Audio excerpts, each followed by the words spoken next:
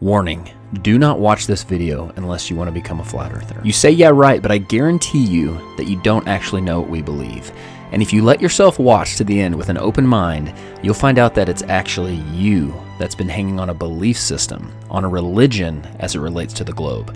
You'll also develop a newfound respect for this group of people that support this channel and who are so willing to be called stupid, so willing to be looked at as idiots for simply questioning the narrative of what they're being told. Because the reality is, no one becomes a flat earther by seeing the floating pancake. Yeah, we think that's ridiculous too. We become flat earthers by studying and finding major errors in the heliocentric model and actively pursuing truth, which I guarantee you is harder than passively absorbing a lie. We probably actually know more about what you believe than you do. Remember, we used to be you.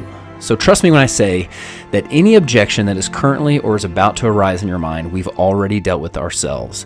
And if this thing was truly easily debunkable, none of us would still be flat earthers. Have you not wondered why someone would believe in something so stupid as flat earth? Why people don't mind being called idiots? Maybe it's because it's not that stupid. Maybe someone wants you to think it's stupid. Maybe someone is working really hard behind the scenes to make you think that we believe in a square pancake flying through the solar system that you could just step off of into the nothingness of space.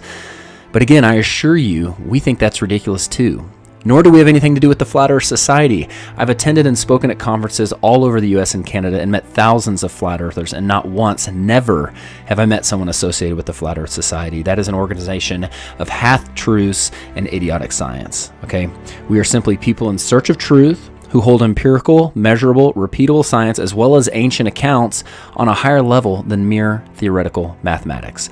And last thing before I get going, I want you to know that they are banking on you not questioning this. They're hoping to their God with a lowercase g that you do not look into this, because they know if you do, you're going to have some major questions that unfortunately have no warm and fuzzy answers, which is why they've worked so hard to keep the flat earth, the perception of flat earth, as a theory that only morons could believe in. So sit back, relax, and I promise you will not regret it.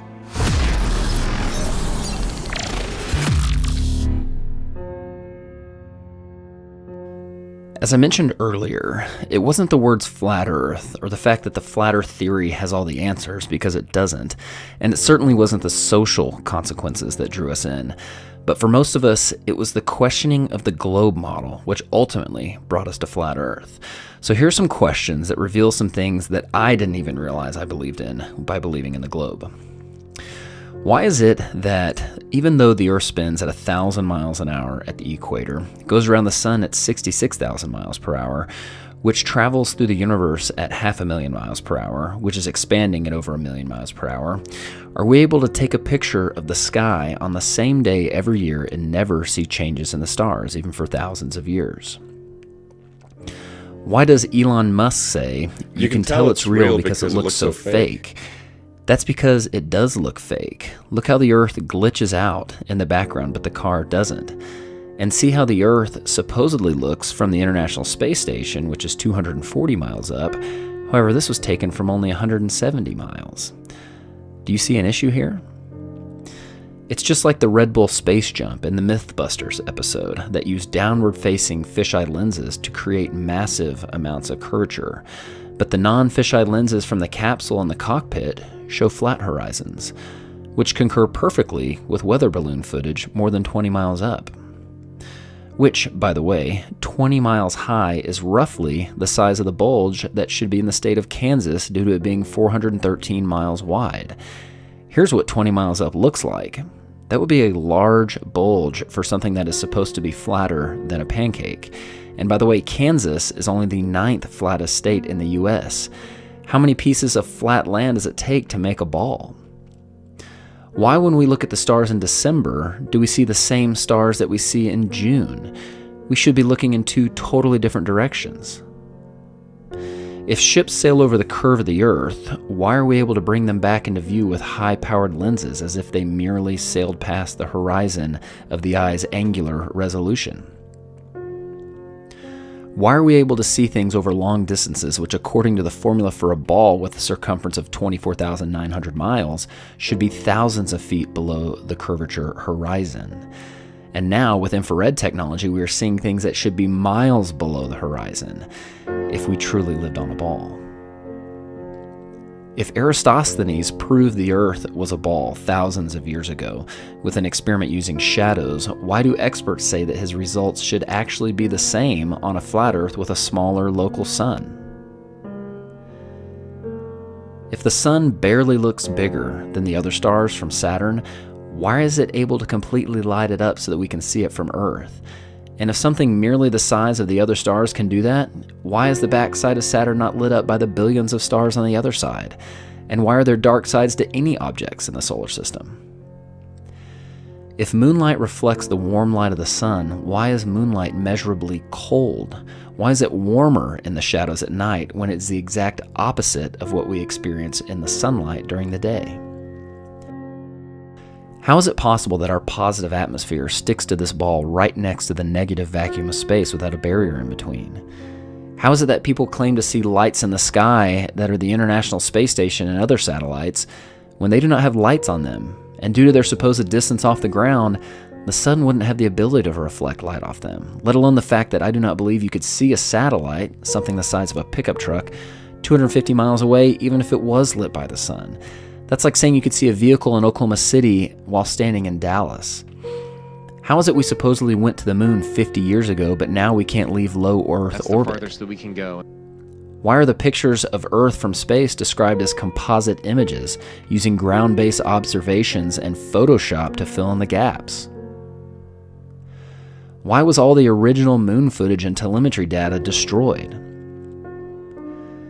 Why is NASA constantly getting caught on live feeds with men in the background of models, harnesses on the International Space Station, and bubbles and scuba gear in space like they're filming spacewalks in a pool?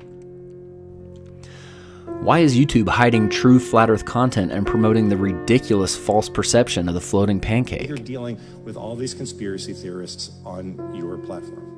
So the first way is by demoting low-quality content and promoting more authoritative content, and the second is by providing more transparency for users. So we're introducing boxes that provide factual information at the top of results that have shown themselves to turn up a lot of information that is counterfactual, such as searching for the Earth is flat on YouTube, where you see a lot of... Your response is to put a box saying, nope, the Earth is not flat. Correct. Okay. And lastly, if we are so sure about this spinning ball heliocentric model, why are experts saying things like this? So everything we know about the universe, what we're made of, galaxies, stars, planets, that's all right here. So according to this chart, we are 96% stupid. And just so you know, the globe side has complex answers to all these. But it's time you start evaluating evidence for yourself instead of simply accepting someone else's opinion of it. We all have the same evidence. It's your worldview and your perception of the source that determines your interpretation of that evidence. The experts are not any closer to the stars than you are. You have the ability to trust your senses and come up with conclusions for yourself. So what do flat earthers believe? Well, I'll caveat with, we do not have it all figured out, nor do we claim to. However, we can prove that there are major issues with the globe model, and that is why we are searching for other solutions and other models which can support the phenomena and science we repeatedly observe. Well, this is the best representation I have so far. We believe the center of our motionless world is the North Pole, and an explorer or traveler can still circumnavigate this world from east to west or west to east by performing clockwise or counterclockwise circles around the North Pole. Antarctica is not a continent at the bottom of the globe, but rather a continental ice shelf and mountain range that acts as a shoreline that holds the waters in and potentially supports the dome above, so no falling off the edge. The sun, moon, and stars are simply lights in the sky. They are smaller, closer, located inside the Earth's system. They are not objects floating through space that are similar to the Earth. They are part of the Earth, so no comparing us to them. There are many things that people think disprove this model, thus concluding they live on a ball, and there's no way I can address all of them, but here's some of the most common objections. People say that other planets are round, but as I mentioned earlier, we believe that planets are just lights in the sky, not places you can go. Simply wandering stars that are part of our system, not outside it. Space, as you think of it, is a lie. People say there are no pictures of the edge. Well, that's because of the Treaty of Antarctica that does not allow for private exploration beyond the 60th parallel, upheld by the United Nations, whose flag also happens to be the map of the flat Earth. People say sunsets disprove the flat Earth because we believe the sun stays at a constant height in the sky as it circles above our head, which is true. However, you'll notice on clear days with minimal humidity, the missing water in the atmosphere allows you to see the sun shrink into the distance as it moves away. It appears to go down just like the lights in this hallway appear to go down. However, if the lights in this hallway were considerably higher than the observer, they would appear to shrink very little as they moved away.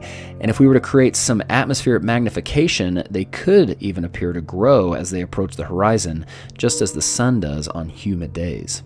And what about gravity? Well, to put it plainly, we don't believe in gravity. We believe things govern themselves based on density, buoyancy, and the electromagnetic force, all three things that are measurable and provable. Gravity, even though it is sold as a law, is actually just a theory, and it's truly only needed to stick things to a ball or have that ball revolve around another ball. Newton himself had doubts about gravity, and in fact, it has never been proven to exist. There was an experiment performed in which gravity waves were supposedly detected from two black holes orbiting each other 1 billion light years away. Just for some perspective, the sun is only 8 light minutes away. So multiply that distance by 65,000 to get a light year, then multiply it by 1 billion. Then turn out the lights because they're black holes. They claim that everything in the universe gives off gravity waves, including the moon. Yet they did not detect it from the moon. They detected it from two black holes 1 billion light years away. They were supposedly distorting space-time. And the amount which they claimed to have detected this space-time being distorted was less than the diameter of the nucleus of an atom. So, please use your brains the next time you see NASA come up with a big discovery. Look how it's always accompanied with an artist rendering or an image instead of a picture, just like this image of a black hole that they supposedly stitched together from multiple forms of data that just happens to look a lot like the cover of the Soundgarden album, Black Hole Sun. Now, the big question, why would somebody cover this up? Well, because the forces of evil cannot rule the original creation, the one created by God. They have to create an artificial one, a perception, in order to remove the true God from the equation, lifting themselves up to be gods. And they do this by creating a false reality, making people unknowingly exist in it, thus controlling them, making it possible for everyone, including the 99.9% of people working at NASA, to unknowingly propagate the lie. And that perception is so powerful, it can make someone who is provably standing still tell you that they're spinning 1,000 miles an hour. And someone who is standing right side up tell you that they're actually upside down. Now, I know you have more questions, and we have the answers. And even though your heart may feel like you're hearing truth, I'm sure there are many objections that have arisen in your mind. Remember, we used to be you. We have already had to deal with those objections. Just don't let the projection of someone else's perception get in the way of your pursuit of truth. If you do, it only proves that you're under someone else's control.